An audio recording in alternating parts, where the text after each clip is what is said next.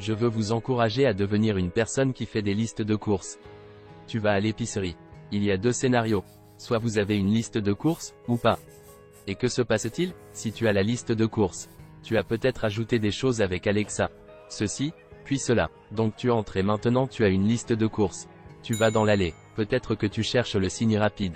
Ou peut-être que tu demandes à quelqu'un, mais tu sais où tu vas. Après avoir saisi chaque élément, vous le cochez. Et article par article, tu as cette ruée. Et puis, à la fin, lors de votre départ, vous avez accompli l'intégralité de votre tâche.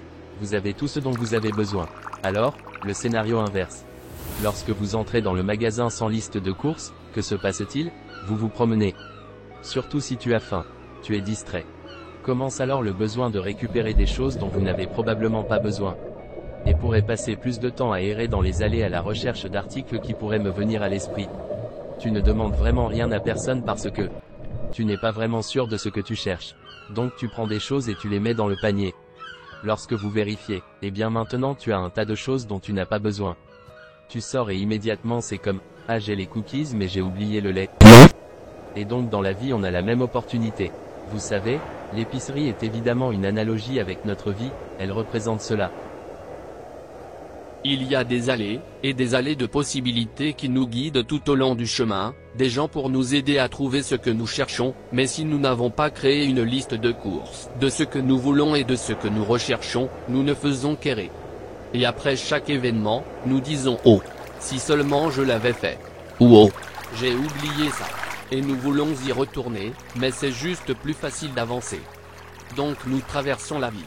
Et ces moments d'errance s'accumulent constamment et deviennent qui nous sommes.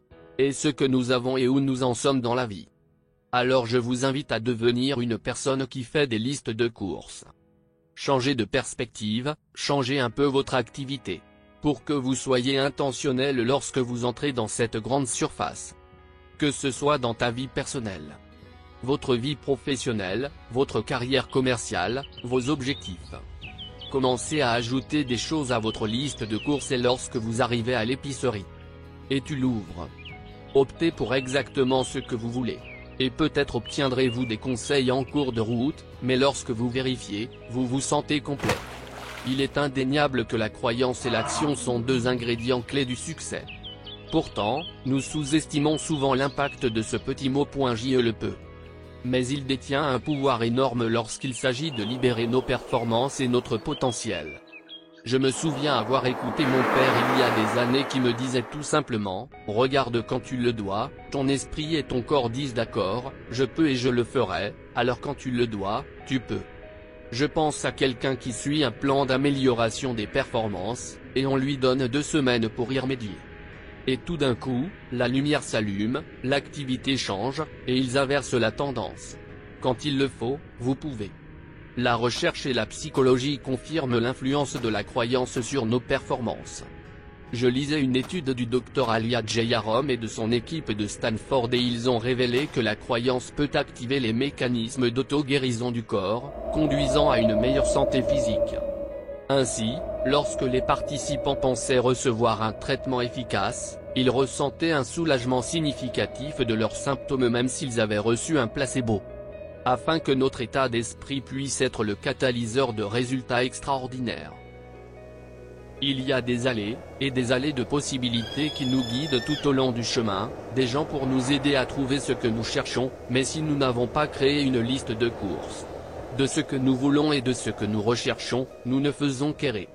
Et après chaque événement, nous disons « Oh, si seulement je l'avais fait » ou « Oh, j'ai oublié ça ». Et nous voulons y retourner, mais c'est juste plus facile d'avancer.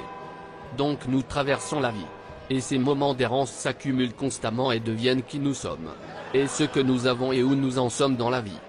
Alors je vous invite à devenir une personne qui fait des listes de courses. Changez de perspective, changez un peu votre activité. Pour que vous soyez intentionnel lorsque vous entrez dans cette grande surface. Que ce soit dans ta vie personnelle, votre vie professionnelle, votre carrière commerciale, vos objectifs. Commencez à ajouter des choses à votre liste de courses et lorsque vous arrivez à l'épicerie. Et tu l'ouvres. Optez pour exactement ce que vous voulez.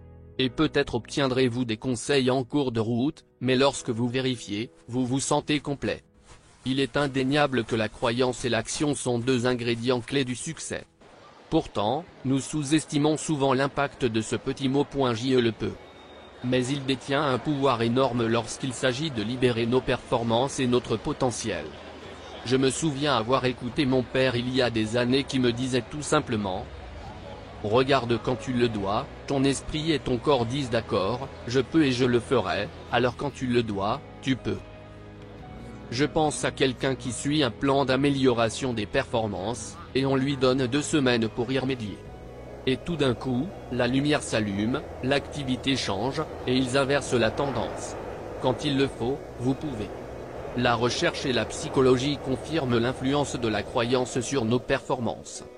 Je lisais une étude du Dr Alia Jayaram et de son équipe de Stanford et ils ont révélé que la croyance peut activer les mécanismes d'auto-guérison du corps, conduisant à une meilleure santé physique. Ainsi, lorsque les participants pensaient recevoir un traitement efficace, ils ressentaient un soulagement significatif de leurs symptômes même s'ils avaient reçu un placebo. Afin que notre état d'esprit puisse être le catalyseur de résultats extraordinaires. Theodore Roosevelt a dit un jour: « Croyez que vous pouvez le faire et vous êtes à mi-chemin. » Ces mots résument la vérité selon laquelle nos croyances façonnent nos actions et nos résultats. Imaginez ces moments de notre vie où nous adoptons de tout cœur cet état d'esprit de croissance. Nous sommes tous partants, nous considérons les défis comme des opportunités de croissance. Nous prenons des mesures proactives pour améliorer nos compétences. Notre conviction inébranlable et notre potentiel alimentent notre motivation, notre résilience et notre capacité à dépasser n'importe quel objectif qui se trouve devant nous. Nous sommes comme un super-héros, nous sommes imparables. Vrai, et dans ces moments-là, nous devenons la force motrice de notre propre succès. Ensuite, lorsque nous prenons cette croyance et y ajoutons de l'action, c'est comme une recette secrète. Ou du gaz sur une flamme. C'est dans cette simple combinaison que la magie opère. Et c'est pour cela que les deux vont de pair, si bien la croyance et l'action. Une autre étude a été réalisée par l'Université dominicaine de Californie et le Dr Gail Matthews a révélé que les individus qui notaient leurs objectifs et leurs étapes d'action étaient significativement plus susceptibles de les atteindre que ceux qui pensaient simplement à leurs objectifs. Elle a conclu que l'écriture active l'esprit subconscient, solidifiant l'engagement et la concentration. Ainsi, la croyance suivie de l'action fonctionne. Alors vous ajoutez la bonne motivation et vous le pouvez. Alors mettons ces idées simples en action dès maintenant. Où que vous soyez, si vous pouvez faire une pause pendant 1 seconde, prenez un stylo et du papier. Ouvrez vos notes, faites même un mémo vocal, tout ce qui fonctionne pour vous, mais je veux que vous écriviez vos objectifs et cela n'a pas besoin d'être trop structuré, n'y réfléchissez pas trop, mais écrivez à la fois des objectifs à court et à long terme. Le professionnel peut être personnel, mais décrit ensuite les étapes d'action spécifiques nécessaires pour y parvenir, le décomposez en tâches gérables. Si vous l'avez déjà, sortez-le, afin que vous puissiez l'avoir sous les yeux et le consulter. Mais pendant que vous écrivez, plongez-vous dans la conviction que vous pouvez atteindre ces objectifs. Imaginez l'excitation de vous rapprocher de plus en plus de l'élimination d'un but à la fois.